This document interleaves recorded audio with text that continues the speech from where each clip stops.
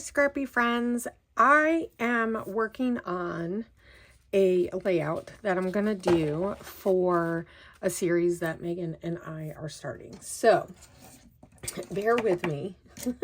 This is our first video of the series, and Megan's video is probably already up. I'm behind. I just had to print off a whole bunch of photos. So we are doing a wedding series because she has a whole bunch of wedding photos from the summer.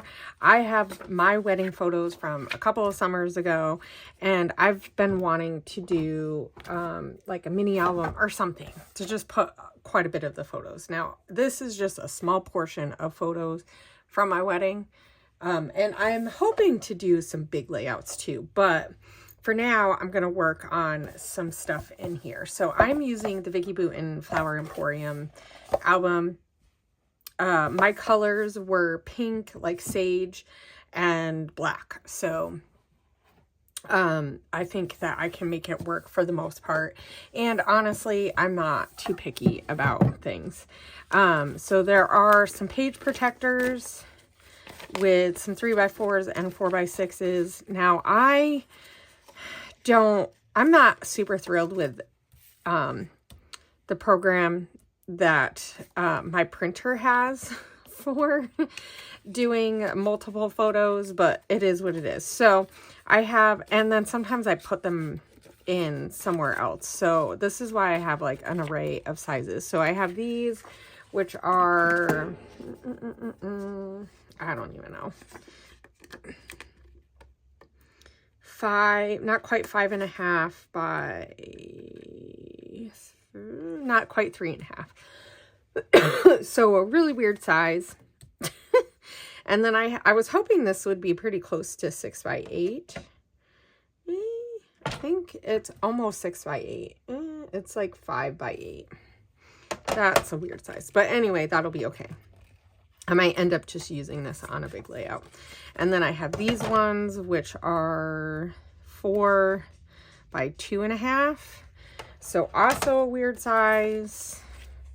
And then these ones I printed off like differently. And this is not quite 4.5 by not quite 3. I really love that, the way that photo turned out in black and white. And then this one, which is more of it's not quite square. So it's not quite 4 by like 4.5. So, and then there was some square ones. So, 2.5 by 2.5, not quite 3 by like a little bit more than 2.5. So, these ones, and there's a couple of these that are from this. So now some of I do have some edited photos too that I edited, like so some of these are almost straight off from the camera. I can't find exactly where some of them are. So this one, like this, is just straight on with my camera. My son and my friend took pictures throughout. I think when we did our regular pictures, I think one of my parents might have taken some of these. And I have pictures of my parents and my kid, all my kids together, my kids separate. And so I'm just gonna work through the photos because I have a ton. And so I'm not even sure what I'm gonna do. But I do have some page protectors. There is no like 6x8s, which is kind of weird, but so I already did some media on this side. This one I think I added. I don't think this was part of it, but maybe it was. And I did stuff on here. So not my colors at all, really, but still really pretty. And then there's these ones, which that'll probably work really well with the colors.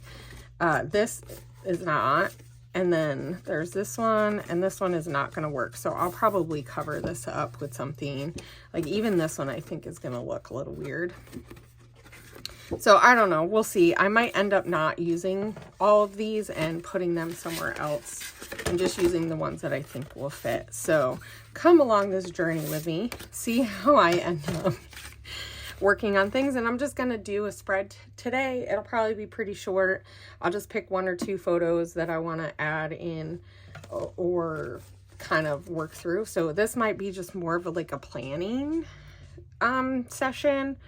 And so just join me and let me know how you guys have done your wedding. If you did a whole album, did you like how did you do your wedding stuff, and how do you like to do bigger events like this? A big layout or a big album. Honestly, I think this probably would benefit from a big album, but I kind of like the fact of doing a small one just so we have something small too, because I can always do big layouts. So like, I'm really thinking I'm going to put this on a big layout because I can do something like this, and I might even be able to find another photo and do 3 squares. And then, so I'm thinking I'm going to save this and put that off to the side. I really love those photos. And then I'll end up finding some more of photos throughout our thing. Like this one, I wish I'd lit up a little bit better because the color is a little dark, but anyway, see you guys later. We are back, or I am back. Thank you guys for joining me today.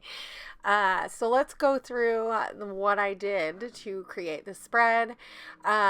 You're going to see me go through some of the stuff that I was thinking about using. So for Megan and Ashley's wedding gift, I gave them a mini album that we could use to put people's like well wishes or whatever advice, wedding advice, and sign it instead of doing a regular wedding list book or guest book. And I used quite a bit of Maggie Holmes, and I used some stuff from that box. And so also for this month, I was trying to use Maggie Holmes for Kill Kit with Style. So I put a whole bunch of Maggie Holmes stuff, and I had other stuff. So I went through that box and kind of picked some pages that I thought would work. And so now I am going through and deciding what do I actually want to do with this. And I don't know why my film is off center, but that's okay. I must have hit it when I was putting the box away. So what I'm deciding to do is I'm going to pull in some of the papers from the 2026 April Crafty Maven Getaway kit. So the mixed media kit, I have some of the papers set aside. So I'm going to add some of those, and then I'm also going to add some new stuff. So this is like a mishmash of To Kill a Kit, and the Crafty Maven kit, and then new stuff from my collection. And so what I'm deciding is I'm going to cover this page up. Now, originally I was thinking, I'm going to do some layers. I wanted to do strips of paper. So I got that black, and I was like, I'll put the black in the middle, and then I'll put all these other strips along on it so it has lots of texture and just something fun in my colors. So I'm just cutting up papers right now. I wasn't sure exactly what papers I was going to actually end up going with, but if I cut them now, then they're mostly done. I do end up adding more stuff to my paper to this, but this is where I started. So one thing I am going to do with pretty much all of these papers is rough up the edges. I really like how that looks. It just adds a texture that you can't get. Now, I just use my scissors or my finger.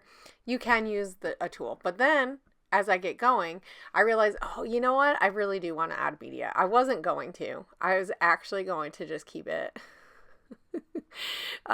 Originally, I was just going to put the strips. But then I decided this is going to need something. And it needs a touch of me because it is my wedding album. So I'm really glad I did it. It took way longer. So just bear with me with the time, because honestly, I spent a lot of time farting around and trying to play with stuff. I did this at the end of the day. And so I think my brain was probably getting a little fatigued. So it did just take a little while, but in the end, I absolutely love how it turned out. So I am mixing rainforest and key lime together because I want to get more of like a different color green than what the rainforest is, more of a darker green. And then obviously key lime is bright, like lime green. And then I thought, oh, maybe I'll add some of these magicals. And then I forgot that, oh yeah, this is more of like a denim color. And it was not what I wanted. So I soak it up a little bit and then I'm going to add some more. And this is a darker color. It's more of a teal green as opposed to like the color I was really wanting to go with. But that's okay because sometimes that's how it works. So I'm also just going to go play around and add some mixed media to some other stuff. This is something that I do quite often if I have some media left. So I'm just playing with it. This is papers that I put some whatchamacallit on, some gesso on it. So it's just from my stash and essentially. And so now I'm going to bring this back. I'm going to heat it up. I think I decided I want a little bit more green in it. I think that's what I do, but I could be wrong. Or maybe I just end up doing the blue. And I say that because no, I think I'm just going to use the pink because I put the pink on a different color after. So when I poured this or put it out, it was a little bit too red. And it's kind of hard to see it from here. So I add another color. And I don't even remember what colors I had. I should have wrote them down, like Pink Lady and a different one, and pink sands maybe. And that one is more of a coral, like it has more orange to it. So I liked this one, how it turned out better. And I'm just playing. I'm just putting this on. I'm trying to get it so it doesn't touch the green or the blue green, the teal, whatever color it ended up being. Because I don't want it to like reactivate it. And I don't know how well they reactivate once they dry. So I haven't played around with it that much yet with these, with Vicki Boutins colors with 49 to Market and Ranger. So I have to play around with it. So this is the first time that I've played with those. And I've really enjoyed it. I really missed playing with more on the watercolor side, and that is my jam. I love more liquids on a page as opposed to using acrylic paint, even though you can get some really great looks with acrylic paint, and I've used a lot of acrylic paint this past year, but I really do miss more of that liquidy thing. So now I'm just going to build these layers, and I think I took a while to do this. I was just in my jam. I had music going. I don't know what you guys listen to or do when you are scrapbooking, but I like to listen to music, especially if I want to be more productive. And I think that's one thing I've missed that I stopped doing right before my break. Instead of listening to music, I was watching other scrapbookers, or I was doing more of just watching TV. And where I don't mind doing that sometimes, I really feel like I'm much more productive, and I just enjoy my spreads much more when I can get into listening to music. And I have a playlist that I've curated over the years on Pandora, and I just put it on my computer and away we go. And so I am just roughing these up. I am changing the sizes and all that kind of stuff, and just trying to put things in different places to get just a kind of a cohesive look and something fun. I know that I'm going to cover most of this up. So I will say, if you are someone who will, it does mix media and then you don't want to cover it up, I totally get that. And so something like this, I really love, because you can kind of tailor it to what you like. Just do a few strips, just add a little bit of something extra, but I love all the dimension and I don't really care. I know I did the work and I'm covering it up, but I don't mind. So as I'm doing this little part, I'm realizing I want some I want something else. I need a different color pink, and I want some other greens or something. So, and then I remembered, oh yeah, I have the little papers that were from the kit, from the Crafty Maven Getaway kit. And so I always add papers in my mixed media kit. I feel like it just allows you to have some textures and some colors, a way to add to the kit and it doesn't really add to, it's like the money wise, something cheap that I can add, but I don't want to add regular pattern paper. So I'm using that eucalyptus paper that was from the kit, and that was $49 a market, like collage paper. So it's a little bit thinner. I did have a harder time getting it to like not rip as much. And I will say it looks fine, but that was my least favorite paper to work with. So just know. And I think if I had done media on it after, I would have needed to use acrylic paint because I think it would have dissolved a little bit more. But anyway, so I'm just adding some stuff. I'm cutting this up and doing some different sizes because I don't know what sizes I want, but I knew I wanted a little bit more of that green. And I will say I wish that my media was a little bit more green instead of that teal, but that's okay.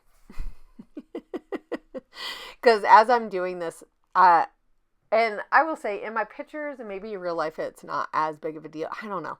It's just, I wished I could have got that color a little bit more, and I should have played with it, but that's okay. I really love how it turned out, so I'm not mad necessarily, but as I'm watching this, I'm realizing that I really would have liked it to have been a little bit more green. That was really what I was going for, but this is how mixed media is sometimes. You play around, and you just don't get the ratios right, and so this is the thing with like inkers too, or inks in general, is that if you're mixing multiple colors, you kind of it takes a little while to get that ratio right, because one ink might have more of a different color than you think it does in the background. So, and this is one thing that I've learned as I've started making watercolors myself, is that there is a lot more color variance in colors than you realize. And sometimes there'll be a color that you don't realize.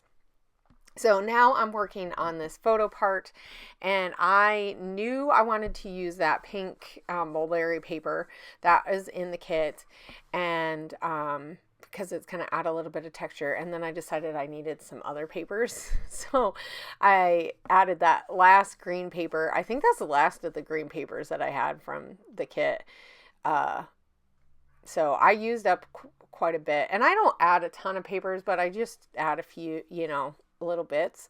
So if that is something that you're looking for and you want mixed media, but you're not sure about the other add-on parts or the other aspects of it, just know that yes, there is some, but I try to not put so much in there that you are going to have a problem using it. And then that way you get to play with different types of papers that aren't scrapbooky necessarily, like in a collection or something, even though the ones that I use in the collection, so I use both Beneath the Brambles and or something like that, and then the Field Notes, because both of those have some greens in them. And now I'm just playing around with these pieces. So I knew I wanted to add some of the laser cuts from the actual collection, or that album. So that album came with a few laser cuts, and then I had a little bit of the acetate pieces from the Flower Emporium, and then I have some Maggie Holmes stuff here too.